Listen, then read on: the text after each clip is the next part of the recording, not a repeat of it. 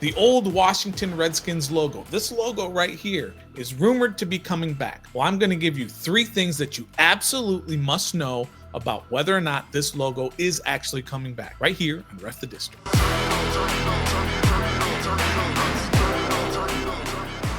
Greetings and salutations, and welcome to Ref the District. I am the Stoner. Appreciate everybody who's coming by to talk about the old Redskins logo, this particular logo right here.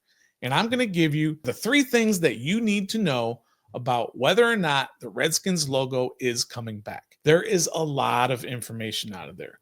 To be honest, there's a lot of misinformation out there. There's a lot of rumors, a lot of speculation.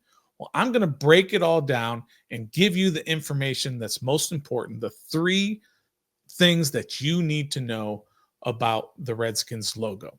Now, if I were a betting man, I'd probably say that the logo is coming back at least at some capacity, and we'll get more into that as we go along. But if you like to bet, we'll go to Bet Online.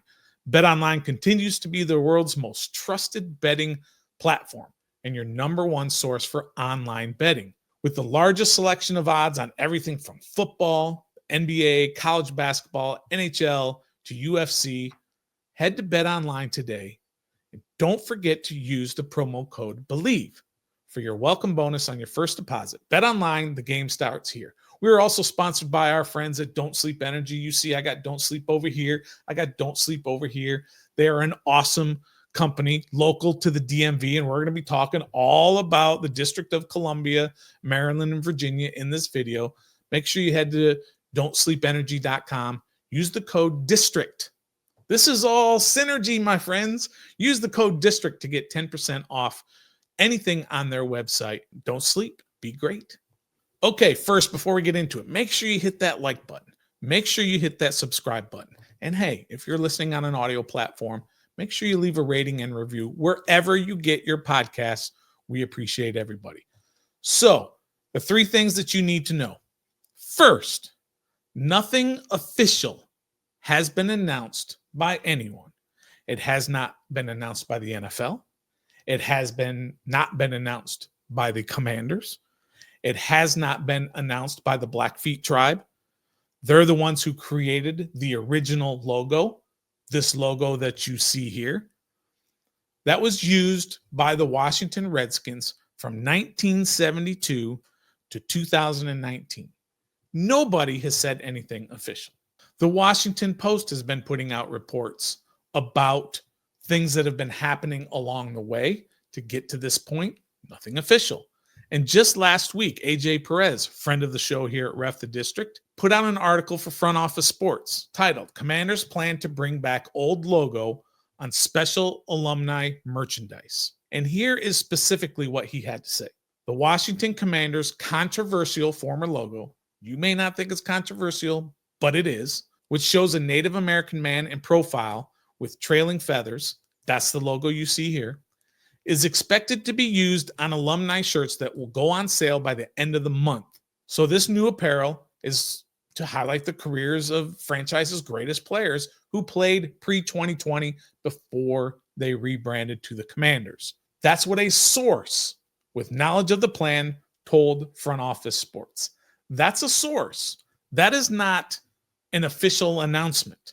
Let's make sure that that is the number one and the most important thing that you need to know about this.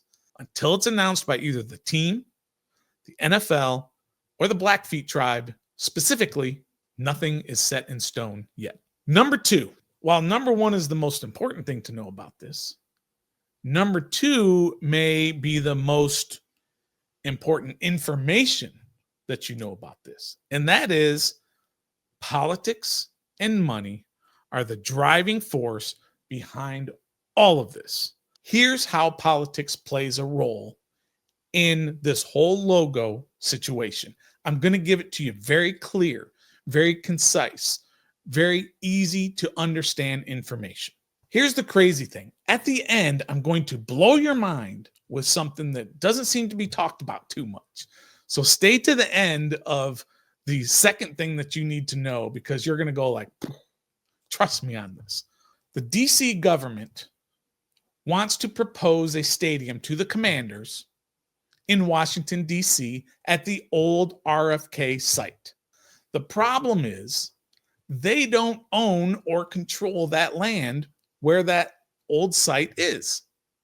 The federal government does. Okay, fine. How do you move control from the federal government to the District of Columbia government?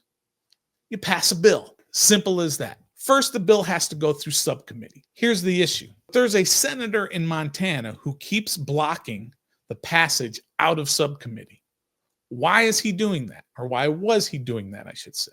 In Montana, his constituents are the Blackfeet tribe.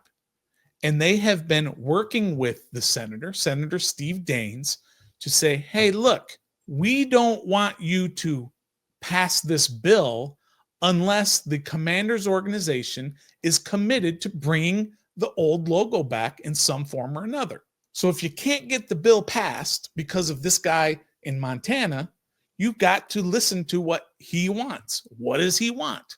You remember earlier in the year, the Commanders put up a tribute to Blackie Wetzel in the stadium. Blackie Wetzel is a member of the Blackfeet tribe. Blackie Wetzel created the old Redskins logo, this logo. So that was kind of the first step to saying, hey, look, we hear you. We want this stadium. So we're going to do some things to help you out, to appease you. And that was the first step. This use of the old logo, again, it's being reported, is another step, and it's a major step.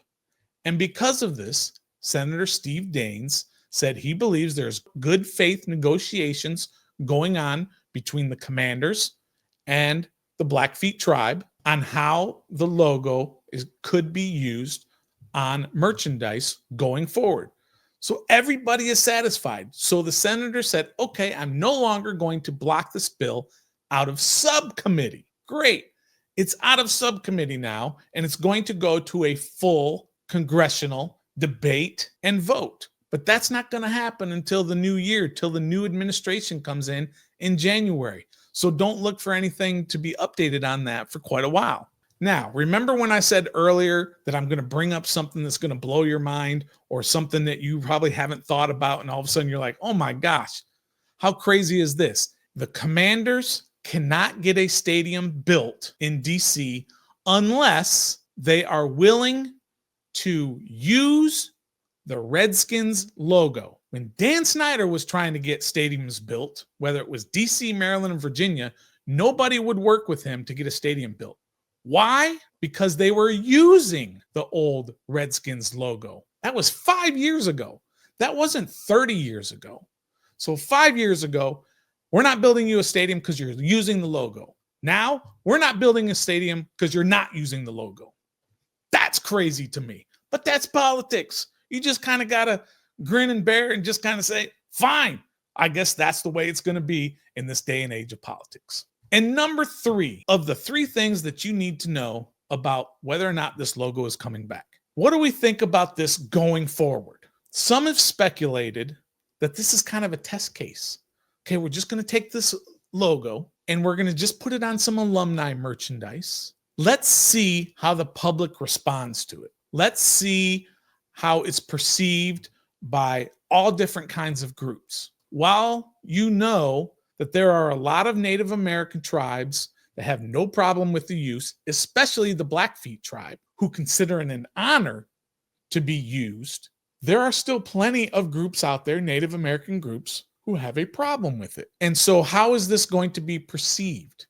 So I think the organization may be putting it out there, as some have speculated, that this is a test case.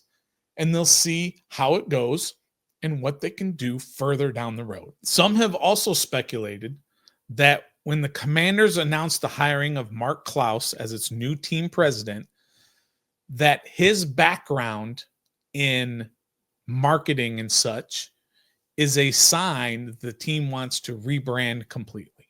His background is marketing. But listen, that's what a team president does. That's what presidents of organizations do. They figure out how to make money, and a lot of that comes from marketing.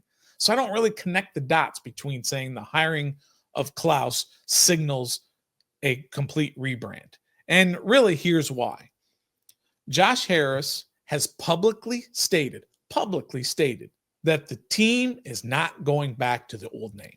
Look, people change their minds all the time. As I always say, don't listen to what they say, watch what they do. Josh Harris has never publicly said we're not using the old logo. But remember this also, the last thing on this. Our opinion on this doesn't matter. But look at the polls they did for the name. Nobody wanted Commanders. If they do a rebrand and if they go to a new name, it doesn't matter what we think. Those things don't mean a whole lot to me. All I'm going to cry and scream and yell about is the play on the field. But I get it if it's a passion of yours that you want to see change. But look, here's the biggest thing to know about all this. The Redskins logo coming back is kind of a cool thing. Let's not get carried away. Let's enjoy what does come back. And if you don't like it, have your voice heard, but don't attack. Appreciate everybody coming in to check out the 3 things that you need to know about the Redskins logo and whether or not it's coming back here on Ref the District. We are a proud member of the Believe Network. We are sponsored by BetOnline and Don't Sleep Energy. And until next time, always and forever, be a fan.